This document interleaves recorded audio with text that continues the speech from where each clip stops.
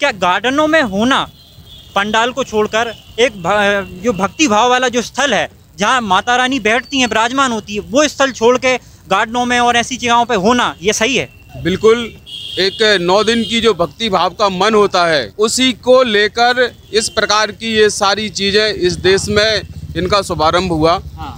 और झांकी के पास भक्ति भाव को ध्यान में रखते हुए ये सब चीज़ें हमेशा होती आई हैं और वहीं पर होनी चाहिए। अब अगर गार्डनों का प्रचलन हो गया है तो गार्डनों में इस तरह के जो कार्यक्रम हो रहे हैं उनमें गैर हिंदुओं को प्रवेश नहीं होना चाहिए। गैर हिंदू वहाँ पे आते हैं, अपनी बहनों को लेकर नहीं आते, अपनी पत्नी को लेकर नहीं आते।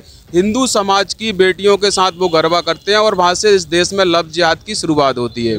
और अगर ये इस प्रकार के लोग आते हैं तो ये हम सब लोगों का दायित्व बनता है कि हम इनको चिन्हित करें और ये ना आ पाए, इसकी प्रशासन को, पुलिस को सूचना करें। ये जो हमारी संस्कृति बिगड़ती जा रही है, इसको सुधारने का काम हम लोग ही कर सकते हैं। अगर हम इसका विरोध नहीं करेंगे तो ये कभी भी सुधरने वाली नहीं है।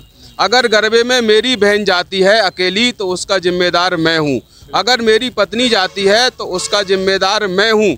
हम आयोजकों को जितना दोष दे रहे हैं उतना तो हम देंगे ही, लेकिन अगर मेरी परिवार की बहन बेटी जाती है तो उसका जिम्मेदार मैं स्वयं हूँ, ऐसा भी मुझे मानना चाहिए। क्योंकि मुझे पता है कि यहाँ जिहादी लोग आएंगे, लव जिहाद करेंगे, वहाँ मैं अपनी बहन को, अपनी पत्नी को भेज रहा हूँ, ये बहुत गलत बात है।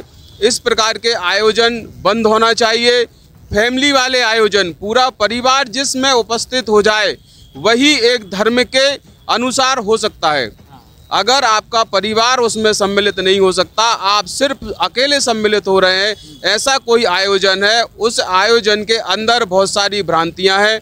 हम पूरे देश में देख रहे हैं, अनेक जगह इस प्रकार के कार्यक्रम होते हैं। हम आज विदिशा में हैं, बड़े शहरों में जाएंगे तो हॉस्टलों में लड़कियां रहती हैं, उनके माँ बाप को नहीं पता बेटी कहाँ है, बेटे का नहीं पता।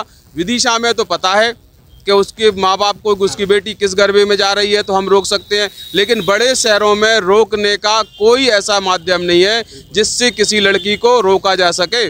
तो हॉस्टल के जो वार्डन हैं उनको इस बात का ध्यान रखना चाहिए कि नवरात्रि में कोई भी लड़का या कोई भी लड़की उनके हॉस्टल से बाहर ना जाए, इसकी चिंता उन्हें करनी चाहिए।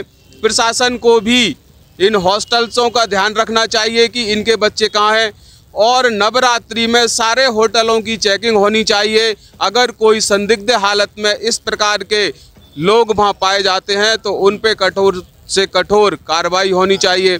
और इसका समाज, हिंदू समाज को मिलकर ही करना पड़ेगा, तब जाकर हम इसको सुधार पाएंगे।